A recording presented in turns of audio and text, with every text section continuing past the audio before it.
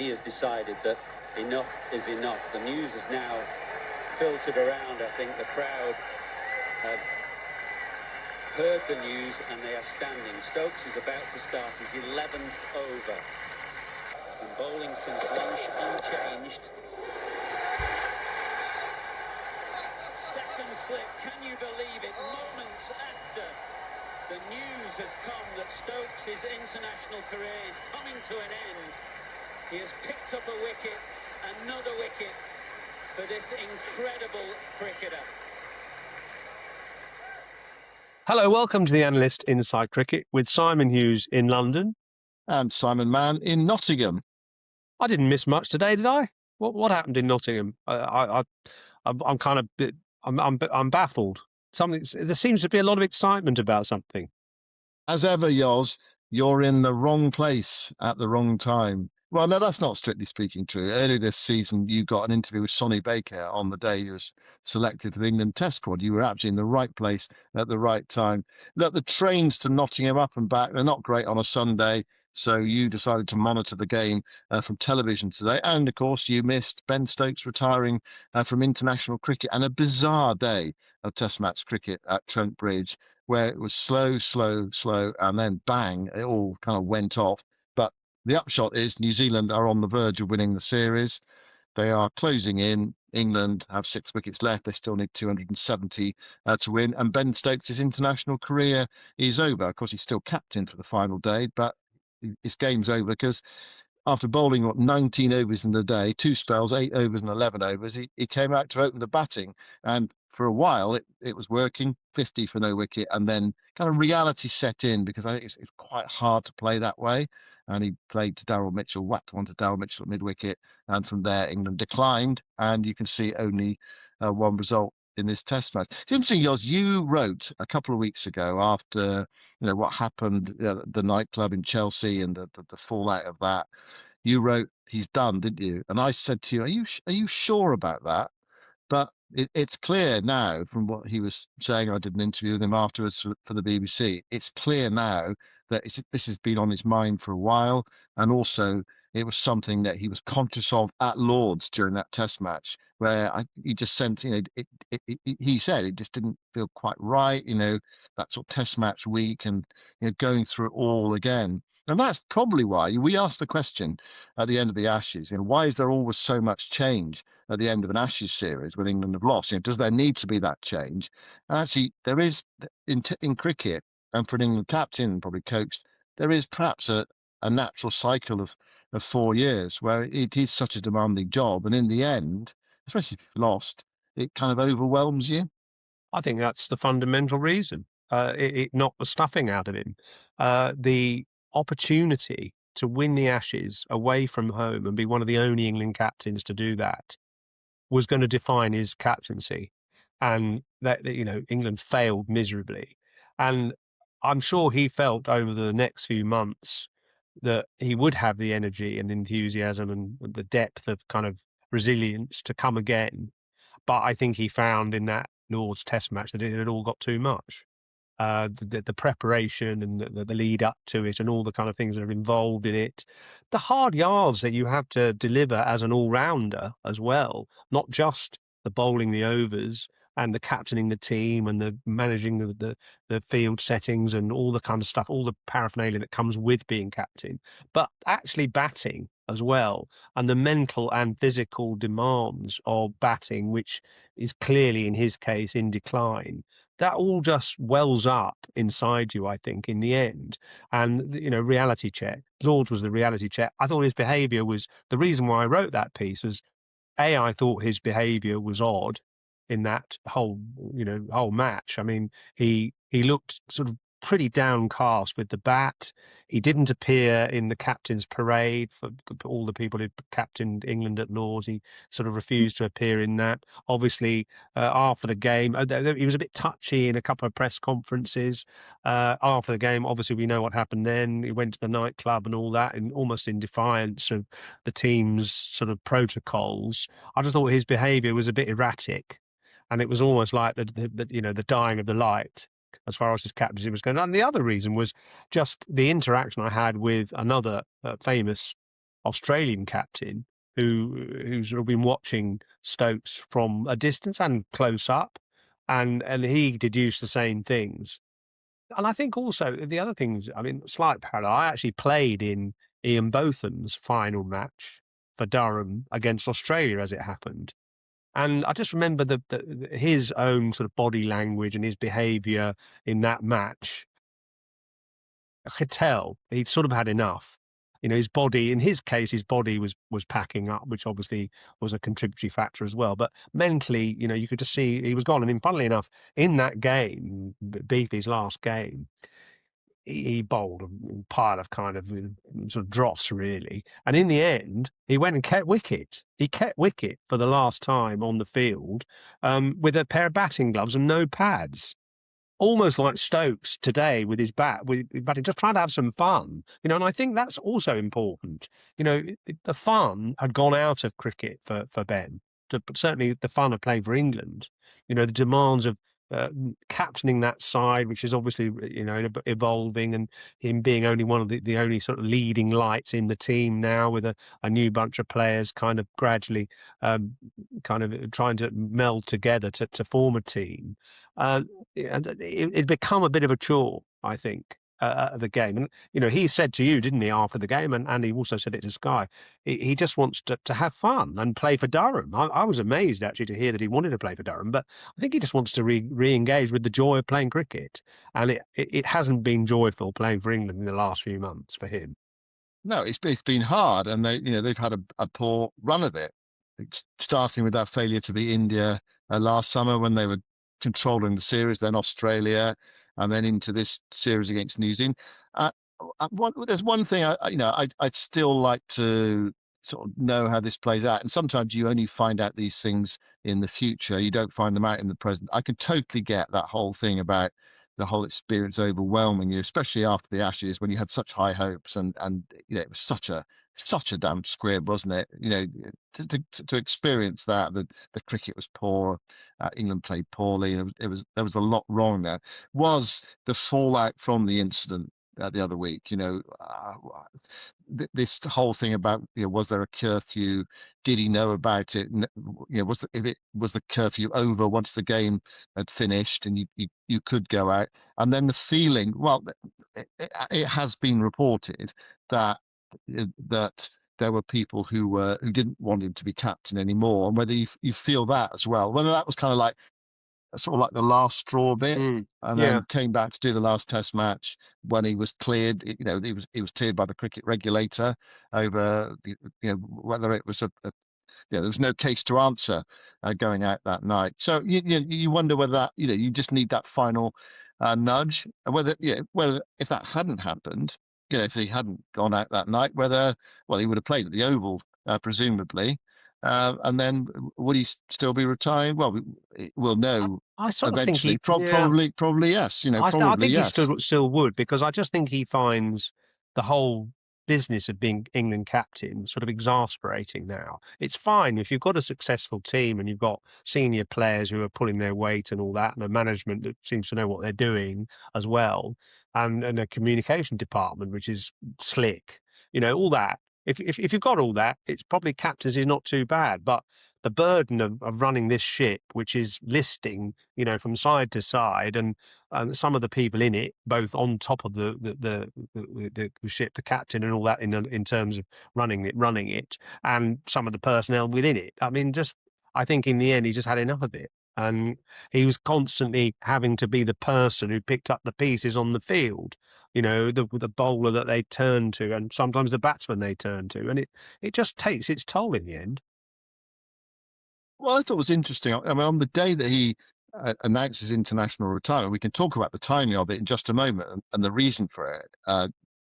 Was that, you know, he bowled an 8-over spell and he bowled an 11-over spell. He bowled 19 overs in the day. So there's no fitness issue, but of course there's that sort of mental drag as well that happens, doesn't there, over time. What about the actual announcement? A lot of people, you know, why was this announced at sort of 3:25? You know, while England were on the field. And of course, as soon as it was announced, I mean, it's bizarre. It was an incredible moment, really. It was announced, and he took a wicket the next ball, and we knew for about 3/4 of an hour that it was coming out. We were forewarned that this was happening. It was just a question of when it was going to be released into the public Was that domain. quite hard for you to keep that to yourself? You didn't tell me, by the way. No, I didn't. I didn't tell you, Yoz, because you probably would have broken the embargo and told someone. I don't know. No, I'm pretty good with embargoes, but no. anyway, go on. Yeah, no. It's best. It's probably best to keep it to yourself in that situation. And surely in the commentary box, when you've all had the message, I mean, there must Yeah. be a few sort of knowing winks here and there. Yeah. It was Simon Wilde came up to the commentary box looking for you actually at about 3:15, and we were just chit chatting, and it soon became clear that Simon didn't know. And we're saying, the announcement that's coming at 3:25. He said, no, no, no. What's this about? Because basically he hadn't looked at his phone and seen the alert on the WhatsApp group, and then he thought, we said, well, listen to Test Match Special at 3:25. You'll find out. So we were keeping him on tenterhooks, but he actually looked at his phone before 3:25. And so this is basically what happens is when this sort of thing happens, everybody. The media get alerted with the news coming out. So basically you get, an hour it might be, or 2 hours sometimes, or half an hour or whatever to I suppose if you're writing to be ready to go with your story, to prepare yourself, and that's how the communications often work. And we got that alert that it was coming out at 3:25. But your theory why it was announced during the test match, I mean, I have a theory which was that if it starts to once you told people, and he told the England team and all the backroom staff in the dressing room. Once you tell people, then inevitably, people say, well, they tell other people, and it gets out, isn't it? And you can't really control the story, so it's easy to leak eventually. So you could say, well, it should have happened at the end of the day's play. So that was kind of my theory, but actually yours was probably a bit more straightforward, and might well be the actual case. Well, I just thought that he told the team this morning because I think he thought it might be the last day of the match.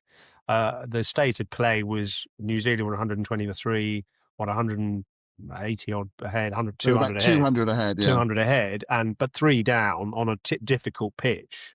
And I think he thought, he hoped they would get the 7 wickets they needed quite quickly, say by lunch, because of the pitch. And because also each day the morning session has sort of often led to a number of wickets falling, and then that would be England chasing 280 or something to win, and he would be confident the way they played, and especially knowing he was going to open the batting, that they would get those runs in a day. So I think he thought today was going to be the final day of the match, and he didn't predict or anticipate the rearguard action and the bravery and courage of the New Zealanders to take the game, into a 5th day and to bat as resiliently as they did. So, I guess he was just on a hunch. He'd had this conversation, hadn't he, with both Brooke and Root the night before, Saturday night, talked it through with them and come to his decision. And I suppose he just thought, well, today might be the last day of the game. Yeah, so tell the team, and I suppose, and that's the point, isn't it? Once you've told the team, then you probably need to get it out there, because you do want to sort of control the story. You don't want whispers and then it being leaked and someone's sort of getting the story, and then you have to scramble behind the scenes as a communications department, I suppose. Is this all a bit self-indulgent? I mean, I've read a lot of stuff on social media since saying, why do we have these sort of fanfare retirements? Why don't people go like Kane Williamson, just sort of quietly fade away, or John Arlott, who just the commentator who just said, and now the next commentators will be Christopher Martin Jenkins and Fred Truman or something. I mean, that we like these sort of grandiose departures now, don't we?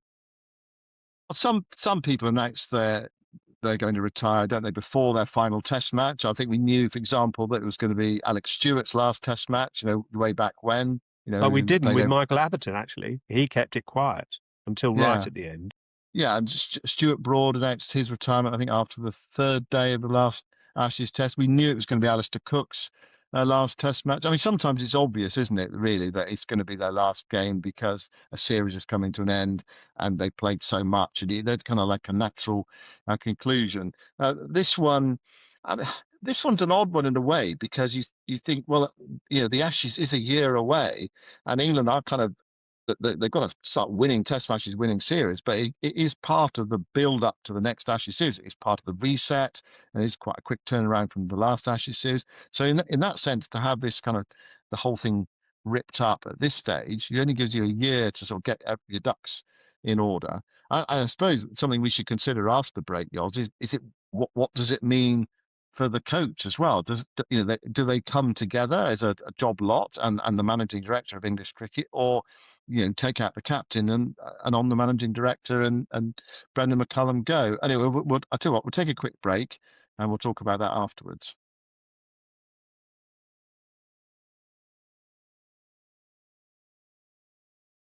Inevitably going into this Test match and after what happened during the winter, i.e. England getting shellacked in the Ashes, we came to this reset.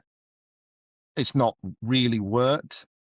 England are about to lose the series to New Zealand, a team that they beat in their last two series. They won in New Zealand. Of course, they won gloriously 4 years ago by 3 matches to 0. So if it doesn't work and it's not working, obviously you're going to get changed. So it felt coming into this match that this was a crucial game for England. And if there wasn't a success at the end of it, okay, two things. One, are you just delaying the inevitable? But secondly, if it wasn't success, does that mean inevitably there's going to be change? There has to be change. Methods are not working. So Ben Stokes going, obviously, we've got some change. What does it mean for Brendan McCullum, do you think, Yoz? Well, sorry. I imagine he'll give up the test coaching job. I think it's very hard for someone to do all three jobs anyway, to coach the one-day side, the T20 side, and the test side. I think it's impossible. And it's the same. It's impossible to captain them as well.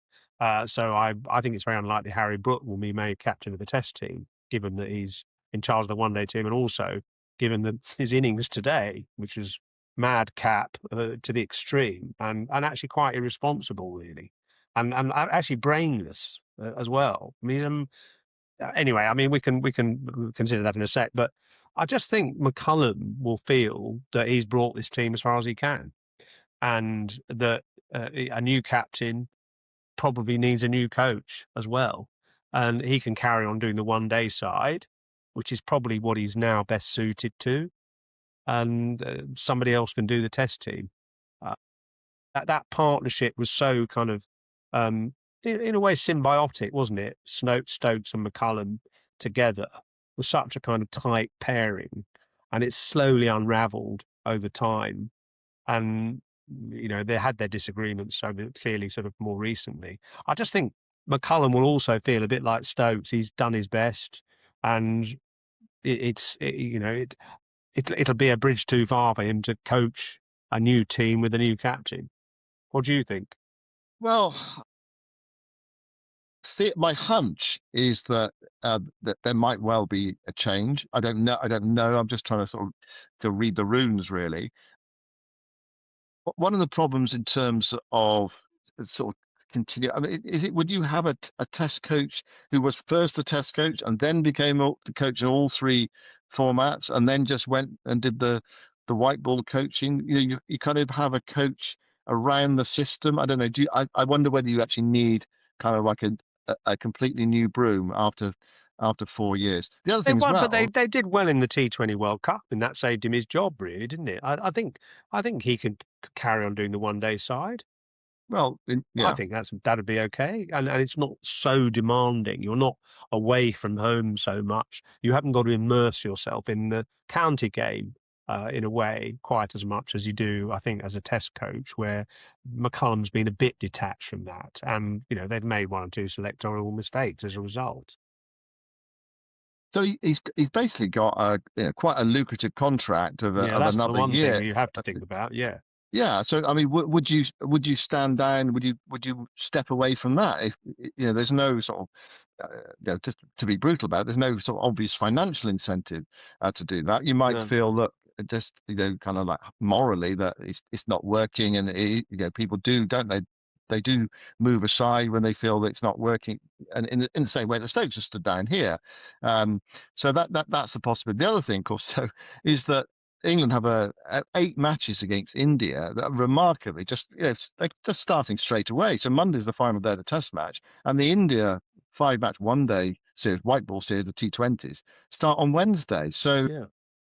So how do you plan for that? If you're involved in this well, that's test match and you've had all the kerfuffle that's been going on over the last 2 or 3 weeks as well, and suddenly you're thinking, right, we're playing India in 2 days' time. I mean, it's impossible. That's why I think coaching both teams or all 3 teams is impossible, and captaining them is impossible. And I think it shows also that captaining all 3 teams is impossible because of the burden that Stokes has had to bear as test match captain.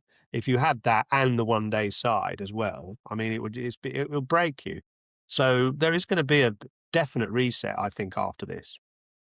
Yeah, there's a good chance. I mean, what might happen is that reset comes once the India series is over, because Yeah. what happens is they go into the 100, so there's that kind of 4-week period, 3-4 week period, and then the Pakistan series is towards the end of August. So it's another what is it? I don't know, possibly 7 weeks before England play their next Test match, and they do have a break from international cricket before the second half of the summer starts. The Pakistan Test matches and the Sri Lanka white ball games, and then of course you're then into white ball games in Pakistan and Australia and Test series in South Africa.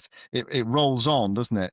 But this, I wonder whether it is the kind of the beginning of the end for this hierarchy. I mean, it feels like it. Yeah, I And I saw watched Rob his Key space. actually. Yeah, watch this space. I mean, I saw Rob Key at Trent Bridge on Saturday, and he looked on rather gloomily as Joe Root was LBW for the 4th time in a row, and as if that man is the sort of saviour of his job almost. And obviously he's not out overnight, so he could still be the saviour of his job, I suppose, if he plays an amazing innings in the morning. But there's a tall order on this pitch, isn't it? So, shall we just reflect quickly on Stokes' career so far? Anyway, he can't do any more, obviously, in Test cricket. So, 7,373 runs at an average of 34.49. So, actually, it was appropriate that he got out for 30 today, even though it was 30 of about 15 balls, 20 because balls it was. that's roughly his average, isn't it? Around 30, just over 30. He's a better player than that, actually, but the bowling over time has taken a lot out of him. And I think, therefore, in the same way as being Botham, his batting average probably isn't as high as it could be because of the stress of having to bowl and being captain. Bowling average of 31, 251 wickets. So he's only the second player, we've said this before, but only the second player in Test history to score over 7,000 Test runs and take over 250 wickets after Jacques Kallis. It's a fantastic record. But I suppose, in a way, it's his impact on games, which kind of, in a way, doesn't, the stats don't tell the full story. It's the impact of those amazing match-winning performances, bat and ball. And even today, as you said, 11 over spell. The thing was announced that he was retiring, and after the ovation had died down, what happened? He took a wicket next ball. It was sort of infused by the public sentiments and emotion and cheering, and probably the players as well. So wondering who writes his scripts, but someone said he would bowl 4 miles an hour quicker after the announcement, with the crowd urging him on. Anyway, we shouldn't forget his fielding either, actually. 115 catches and some amazing efforts in the field all round. And never mind his one-day performances. Great cricketer of any era. Yeah, the mark of a top class all rounder is when your batting average is above your bowling average. So what is he? 34 batting, finishing, something like that. 34 and 31 bowling. In isolation, they're not really special, are they? But when you put the two together, and your batting average is above your bowling average, then that is something significant. But I think you're right in that it's about those moments, isn't it? Those times of individual brilliance and some of the breathtaking contributions. So I think that the first one really was that double hundred in Cape Town. Yeah. When an amazing partnership with Johnny Bairstow when he made 258, I think it was off the top of my head. It was a 250. It was just a phenomenal innings, brutal, destructive innings. Against good bowlers as well. Morley, Morkel, Dale Steyn, very good bowlers. And he just took them apart. It was utterly captivating. It's cricket on another level. And of course, we have seen that again since. We saw it at Headingley in 2019. Another phenomenal innings. We saw it at Lords last time round, 2023, after the run out of the stumping of Johnny Bairstow. Okay, he was badly dropped by Steve Smith, and Smith should have snuffed out his innings before he had quite a few runs, but he should have ended the innings. 55. It was nearly a miracle win for England. If he stayed in for another half an hour, they might well have won the game. He was out with 70 needed with 4 wickets left, and Australia won by about 40 odd runs. So it's those moments, isn't it? And also the times when he bowls and bowls those phenomenally long spells and tries to drag England back into the game. And of course, it happened in this game as well. He took 3 for 13 and 8 over spell, and England looked out of it on that second morning. So it's those and those first 2 years of Bazball, they were heady days. And I think in terms of the captaincy, that match in Rawalpindi where England won the first match of that series against Pakistan, I remember going back to the hotel on the 4th evening thinking, why is he declared? Why is he declared so early? Second 340 to win. Is he not handed Pakistan the initiative? They're going to knock these runs off. England score 600 odd in their first innings. They could lose the game. But of course, as it turned out, it was almost he couldn't do anything wrong in those first couple of years. As it turned out, they won with almost the last ball of the match just before the sun went down. Yeah, they were remarkable days. And they were incredible to witness. Yeah. And it was revealing, I think, that he said today on Sky that his 2 favourite memories are 2015, when England won the Ashes at home. And you remember they won the Ashes at Trent Bridge, didn't they? And he took that incredible catch on the first morning to dismiss, I think it was one of the right-handed Australian batter, and he dived wide right across and took a one-handed specky, didn't he, off Stuart Broad. An amazing catch. But they won the Test match and they won the Ashes. And actually, that's the only time, if you think about it, that's the only time he's won the Ashes, because he played in the 2013 series, when England got bombarded by Mitchell Johnson. He made 100 in that second Test in Perth, which I watched, actually. I'm sure you did. And that was a really iconic innings, a real statement innings. But they lost the series. They won it in 2015. And ever since, England have failed to win the Ashes. So, that really is a kind of, that's a highlight and a blot on his record, in a way, that they haven't ever won it since. They've drawn the series at home, but never won the series at home. And he said the other highlight of his career was the first time he led England, the first time he was captain. So, those 2 things, for him obviously stand out. And I think it will be a sort of great disappointment and regret that they never won after that 2015 series, and they never won the Ashes. Yeah, and that's and probably ultimately that frustration of what happened in the winter has led him to where we are now. I mean, inevitable.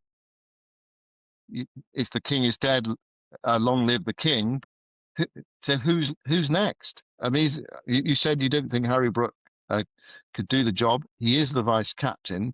I mean, he wasn't captain in the last Test match because of the politics of the situation. That when you have a captain who's been to a nightclub, has had a late night out, and subsequently he's not allowed to play the next Test match because he's broken a curfew that actually didn't seem to exist. You can't have a man who was there, punched outside of a nightclub and not banned for a Test match, or not banned for a match as your next captain for the next game. But he is the vice captain. Who's next? Do they go back to Joe Root? Do they go to Harry Brook, the vice captain? Do they go to someone else? What do they do? I mean, it strikes me it's like there are some obvious solutions, but there aren't necessarily ideal solutions. No, I agree. I think they're bereft of leaders, really. I mean, Joe Root would be the safety first choice, but I don't think he'd want to do it long term. And he didn't have a great test at the Oval, did he? Mind you, he was handicapped by the team that England put out. I definitely wouldn't make it Harry Brook. So it's difficult to know. There isn't anybody. I mean, they could recall Ollie Pope, who was the vice captain before, but I'm not convinced he would be the right person or necessarily merit a place in the team. So they're going to have to find someone from somewhere. Obviously, there's that all-rounder slot to fill as well. So, you know, it's difficult to know who that person is. I think that's a conversation for another day, because we haven't got the answer today. I mean, what they would absolutely long for England is a player like Daryl Mitchell, because Mitchell today has effectively won that game for New Zealand, assuming that they go on to win. That was such a gritty, courageous, heroic innings. He was knocked black and blue by the ball, but he got into line. And actually, it was quite interesting watching his technique. I mean, England tried to bowl with the keeper stood up, didn't they? Exploiting the movement, because he likes to bat out of his crease.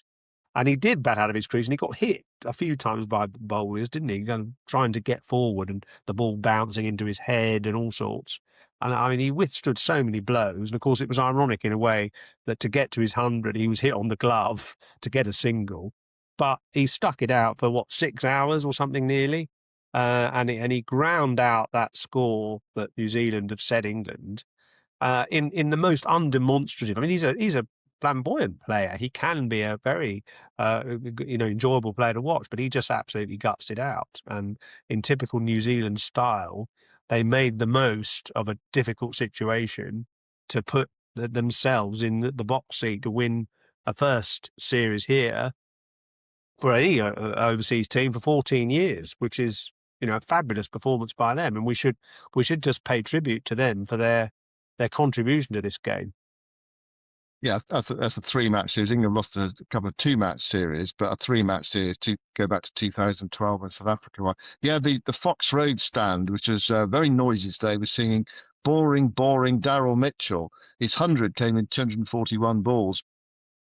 There are times probably England supporters will be thinking, we wouldn't mind a boring player that could, chisel out 100 like that in a situation like that. Ravindra played well as well. I mean, that was a fine innings from him, but got him out. But 370 odd to win the Test match on this surface, really difficult. I mean, I think that's why England played the way they did. I think you mentioned Harry Brook. I think he was kind of not under orders, but I think they were given license to play like that. I actually thought he was just a fraction unlucky, but in the way he was dismissed. I mean, he hit some clean shots, but you probably do need to play with a bit more judiciousness. But it was kind of like I thought it was kind of like a wild day. It kind of got out of control eventually. I think he got suckered into playing like Stokes had, and I mean, even Stokes got a bit carried away, didn't he? It was almost like the dying of the light. I'll flail away until I die, kind of thing. I mean, it was a bit. I think it was slightly misjudged, actually. I know what he was trying to do. What he was trying to do was take on the new ball and knock those bowlers off their lengths and lines. It didn't work, and I suppose also knowing that one or two of their bowlers were injured, and so could they get a big surge ahead before the final day when perhaps those bowlers would have recovered and being able to take the field again. Will O'Rourke was off the field, for instance. So maybe they wanted to knock a big chunk out of that run chase and hope they only lost a couple of wickets. But it was a bit kamikaze, really. Duckett played well. He played the right way, I thought. Quite selective, but positive. And he unfortunately got a very good ball. So they're 4 down and staring defeat in the face. Yeah, almost no chance of winning. I mean, one of the things that did cross my mind, it probably, back in the day, teams would have probably tried to save the game from the situation England were in, but that just was not a thought in England's mind. And it was almost like, you're right, Daniel, like it was back to Bazball. England haven't really played in that really aggressive way this summer for one reason or another. I mean, the Lord's pitch was poor, wasn't it? And they had those all those changes at the Oval and here. I mean, they, yesterday, for example, they were grinding it out, weren't they? The lower order were grinding it out. Sometimes you see the lower order, like Sir Atkinson, Jofra playing lots of shots, but they weren't. They were grinding it out. But today it was like it was kind of back to where they were 4 years ago. But pitch too difficult, the task too difficult, and unless unless you see something miraculous tomorrow, then yeah, New Zealand are going to win this series. Yeah. Yes, well, listen, shall we leave it there, because there's so much talking we still need to do about Ben Stokes, and he's going to be doing a press conference tomorrow to the written media, so I'm going to go to that and listen to what he's got to say, and we'll have the final day of the match to talk about as well. I guess, the epitaph for Stokes will be, the guy who rose to the occasion so many times for England, and I think also I'm going to play... going out tonight, I'm going to play a bit of Scott Joplin, the famous The Entertainer, because, that's what he has been for all his England Test career. He's always been tremendously entertaining. He's been a winner as well, but in the end, he's been so entertaining. So thank you, Ben, for all the fun and enjoyment and brilliance that you've given us over the last 14 years or so. We're going to miss him, aren't we? Yeah, and the England team are going to miss him. How do they balance it up? I mean, it's a problem for them when he's not playing. But yeah, as you say, who's going to be the captain? Who's going to be the coach? Who's going to be the managing director? Who's going to be the all-rounder? How are they going to get the spinner in the team? Those are questions for another day. Thanks very much for listening, everyone. Goodbye for now.